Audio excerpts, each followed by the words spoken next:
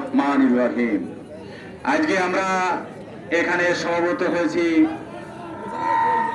যে সমস্ত তাওহীদি জনতা আমরা এখানে হাজির হতে পেরেছি, সবাইকে আমি আমার আন্তরিক স্থল থেকে সালাম জানাইতেছি, আসসালামু আলাইকুম।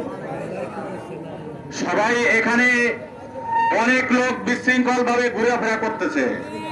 আল্লাহ পাক হয়তো তাদের তৌফিক দেয়নি। মুসলমানদের যে হত্যা করতেছে গাজা ফিলিস্তিনে, এই ইসরায়েল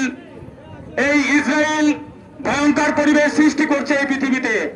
আজকে আমরা এখানে এই মাঠের ভিতরে দেখেন আমরা কিছু সংখ্যক লোক হাজির হয়েছি প্রতিবাদ জানাতে। হয়তোবা আমরা ফিলিস্তিনে অথবা গাজায় সেখানে যুদ্ধে অংশগ্রহণ করতে পারবো না। আমরা এখান থেকে আমাদের হৃদয় থেকে মন থেকে আমরা প্রতিবাদ জানাচ্ছি। আমরা এই যে আল্লাহ পাকের ইচ্ছায় আমরা এখানে হাজির হতে পেরেছি। আমরা যারা হাজির হতে পেরেছি আমরা অন্তরের টানে এখানে এসেছি। আমার এক মুসলমান ভাইকে হত্যা করতেছে ওই ইহুদিরা, সেই অন্তরের টানে আমরা এখানে আসতে পেরেছি। আমাদের দেহ আমাদের লেবাজের বিচার আল্লাহ পাক করবে না, অন্তরের বিচার করবে। আল্লাহ পাক প্রত্যেকটা মুহূর্তে আমাদের অন্তরের খবর রাখতেছে, আমরা কে কি করতেছি। তাই আমি প্রত্যেকটা মুসলমান ভাইকে আমি আহ্বান করছি, আপনারা এই অনুষ্ঠানে এসে এই মিটিংয়ে এসে আপনাদের মন থেকে হৃদয় থেকে মুসলমানদের সপক্ষে হাজিরা দিয়ে ইহুদিদের বিপক্ষে আপনারা সোচ্চার হন। আজকে আমরা একজন মুসলমান ভাইয়ের এই বোমা বর্ষণ করতেছে গাজায় ফিলিস্তিনে, মানুষের মুসলমানদের দেহ আকাশে সেই বোমার আঘাতে পাখির মতো উড়ে যাচ্ছে। আমরা এই দেখে আমাদের মন কাঁদে না।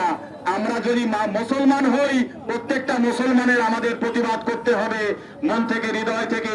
যে অর্থ দিয়ে পারেন, যে শ্রম দিয়ে পারেন, যে মন দিয়ে পারেন, যে মুখ দিয়ে পারেন, যে যেভাবে পারেন প্রতিবাদ করেন। মুসলমানদের প্রতিবাদ করার সময় এসেছে। আমরা যদি সংঘবদ্ধভাবে এই প্রতিবাদ না করি, এই প্রতিবাদ যদি না করি, আমরা যদি আজকে এখানে যদি সোচ্চার না হই, আমরা যদি এই শুনেও যদি পাশ কাটে এড়ায় যাই, আমাদের কিন্তু আজকে ফিলিস্তিনি এই আঘাত, এই ফিলিস্তিনি মানুষদের হত্যা করতেছে, গাজার মানুষকে হত্যা করতেছে এই ইহুদিরা, আমাদের কয়েকদিন হত্যা করবে না এর কোনো নিশ্চয়তা নাই। তাই আমি সবাইকে আহ্বান করব, আমরা প্রতিবাদ করি। এই মঞ্চে এসে আমরা সমবেদনা জানাই, ফিলিস্তিনদের জন্য আর্থিক সহযোগিতা করি, আমরা দোয়া করি, যে যেভাবে পারি আমরা ফিলিস্তিন গাজাবাসীদের জন্য সহযোগিতা করি, সহানুভূতি দেখাই। এই বলে আমার সংক্ষিপ্ত আলোচনা আমি এখানে শেষ করছি। আসসালামু আলাইকুম, খুদা হাফেজ।